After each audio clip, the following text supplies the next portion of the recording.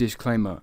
This video is not intended to comment on the medical and technical details of the current situation in any way. I am by no means an expert on this matter. I do not want to spark any more unnecessary fear on the topic. Rather, I would like to provide a very brief outlook on the effect that this COVID-19 pandemic is having on the aviation industry as a whole. Welcome back to another video, my first and hopefully my last, regarding the global pandemic that is the coronavirus. As we all know, this virus is causing unprecedented damage to many industries worldwide. However, perhaps none are more so affected than that of the aviation industry. Over the last few weeks, we have seen drastic actions being taken by a number of the world's most reputable airlines, in a desperate attempt to minimize the inevitable financial damage that is associated with the COVID-19 pandemic. It goes without saying that due to the global outbreak of this fast-spreading disease, demand for air travel has plummeted beyond what anyone could have ever predicted. The simple fact is, this hurts airlines, big time. British Airways' Chief Executive Officer has said that the virus has already been more damaging to airline companies than both the 9/11 events and the 2008 global financial crisis. He personally fears the worst is yet to come, signaling that this is only just the beginning. Now, to provide perspective on the true consequences of the coronavirus so far, here are just some of the major announcements large airlines have made over the past week or so. Brussels Airlines suspends all operations. Virgin Atlantic grounds 85% of its fleet. Qatar Airways slashes capacity by 75%. Austrian Airlines suspends all operations. Cathay Pacific cuts capacity by a whopping 96%. Emirates mulch grounding its entire A380 fleet. Qantas grounds the vast majority of all of its aircraft. Lufthansa cuts back operations by 95%. Air Serbia suspends all operations. Polish Airlines suspends all operations. Ryanair and EasyJet massively cut back on operations. The list simply goes on, and it's startling.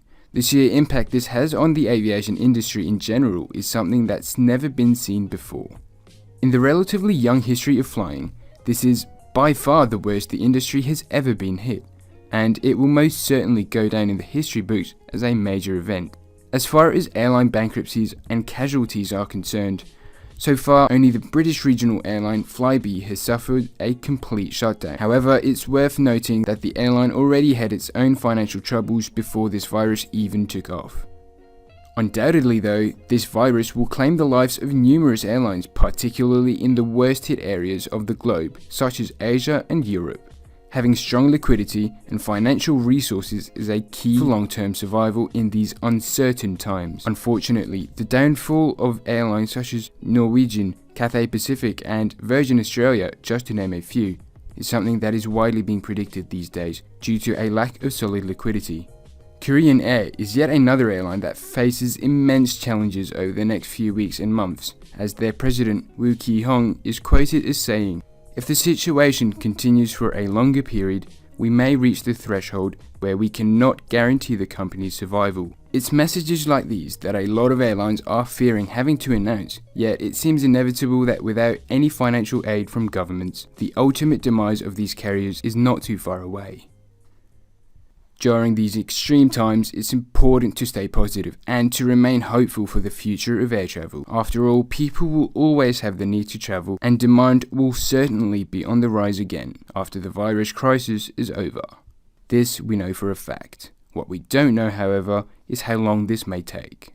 In the meantime, we must stay hopeful and prioritize other more important things in our lives than flying.